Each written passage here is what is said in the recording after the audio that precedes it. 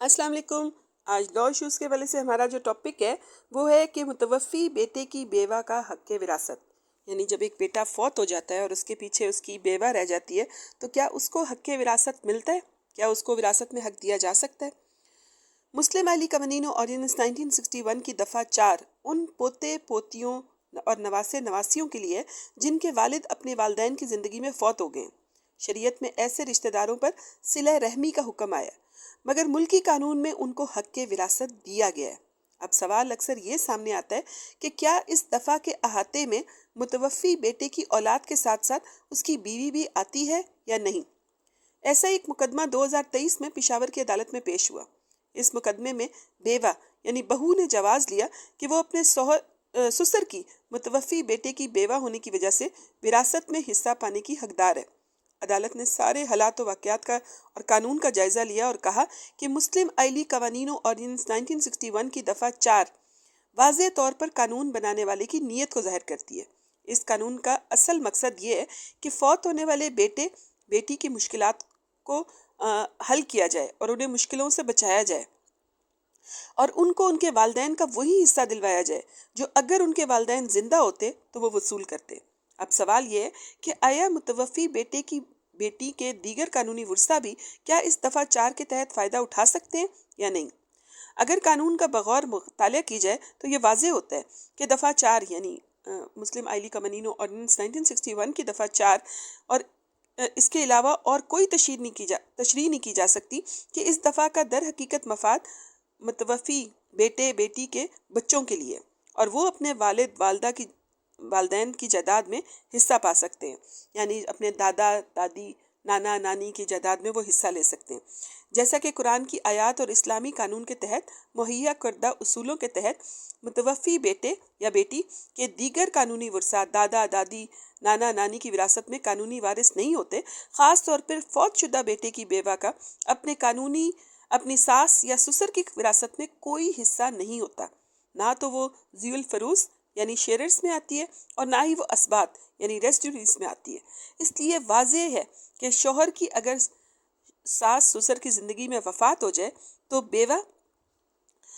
یعنی بہو اپنے ساس سسر کی جائیداد میں حصہ پانے کا حق نہیں رکھتی۔ 2023 میں یہ کیس پشاور میں سامنے آیا تھا اور 2023 میں یہ PLD میں رپورٹ ہوا۔ اس فیصلے میں عدالت نے یہ بھی بتایا کہ مسلم آئلی قوانین و آرڈیننس 1961 کی دفعہ 4 کو فیڈرل شریعت کورٹ میں مقدمے میں اس میں ایک مقدمہ پیش ہوا تھا جس کا عنوان تھا اللہ رکھا بنام سرکار۔ یہ PLD 2000 میں فیڈرل شریعت کورٹ میں یہ فیصلہ تھا جو کہ PLD میں رپورٹ ہوا تھا۔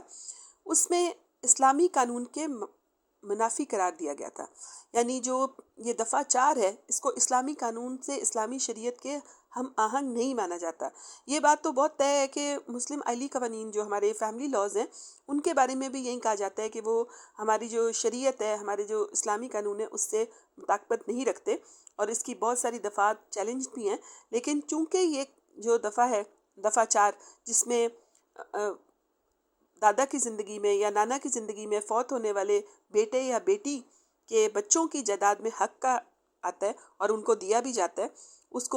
اس کو چیلنج کر دیا گیا تھا، مگر یہ ابھی تک آئین پاکستان کے آرٹیکل 203(b)(2) کے تناظر میں اپنا ایک مقام رکھتا ہے۔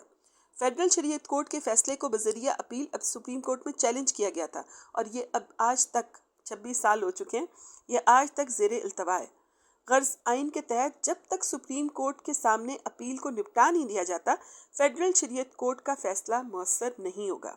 عدالت نے مزید کہا کہ اصل میں مسلم آئلی قوانین و آرڈیننس کی دفعہ 4 اس لیے نافذ کی گئی تھی تاکہ پوتے پوتیوں اور نواسے نواسیوں کی مشکلات اور جو ان کی پریشانی ہے ان کا خاتمہ کیا جا سکے، لیکن